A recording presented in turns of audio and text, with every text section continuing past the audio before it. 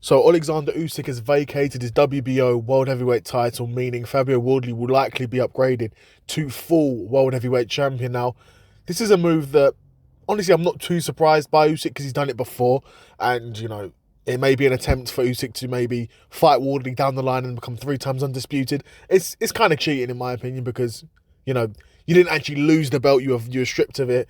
But it does mean Fabio Wardley will likely become a world champion. He can have that on his resume. But again, if he's to fight Usyk in his first title defence, quote-unquote title defence, he will lose. But yeah, I mean, huge news for Fabio Wardley because I bet when this guy first started boxing, he never thought he'd be a world champion, at the age he started, in the division he started in as well. But he's done very well for himself. He's got a number of big wins. Joseph Parker being his only world-level opponent that he's beaten. And of course, he didn't face Joseph Parker for a world championship. It was for interim belts. But nonetheless, Fabio Wardley's proved that at the moment in the division, he's probably one of the biggest punchers, alongside Daniel Dubois, well, that's really it, really, in terms of monstrous punches, it's Dubois and Wardley. So he's done well for himself. Congrats to Fabio Wardley there. Who will his first title defence be against? You have to look at the WBO rankings for that. I know Moses Ituama is ranked highly. He made me ranked #1. That's not a fight.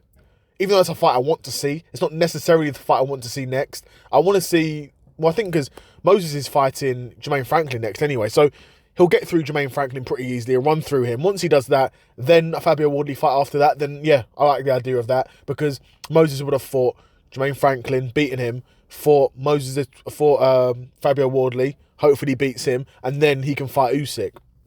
At that point, I think Moses would be more ready for an Usyk fight. But I'm getting off topic because this video should be about Fabio Wardley becoming world champion. Of course, Fabio Wardley boasts huge wins over the likes of, Fraser Clark, monstrous stoppage there, stopped David Adelaide, stopped Justice Hooney, stopped Joseph Parker.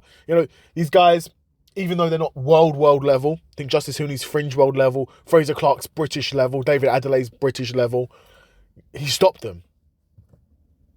His only world-class win is Joseph Parker, but what did he do to Joseph Parker? Like he did to everyone else, he stopped them.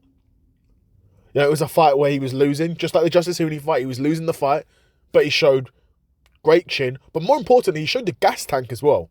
Because there are tough heavyweights. There's always been tough heavyweights, but there's not been athletic heavyweights. So even if you were tough enough to last until the 10th, 11th round, and you're a big puncher, you haven't got it in you to actually deliver that punch anymore. Fabio Wardley does. That's what makes him stand out. And he can get outboxed, but he's a good enough boxer to hang in there.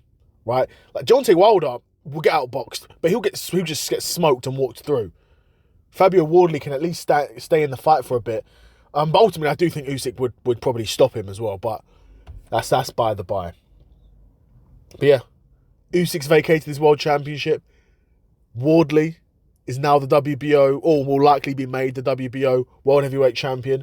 I'd be curious to know what you guys think of, vacating titles and interims being upgraded to full champions, what your thoughts on that are. And also, who do you think is going to be his first title defence? I'd be super curious to know what you guys think in the comments below. Another episode of the Seth Solo Side Quest in the bag, and I'm out. Peace.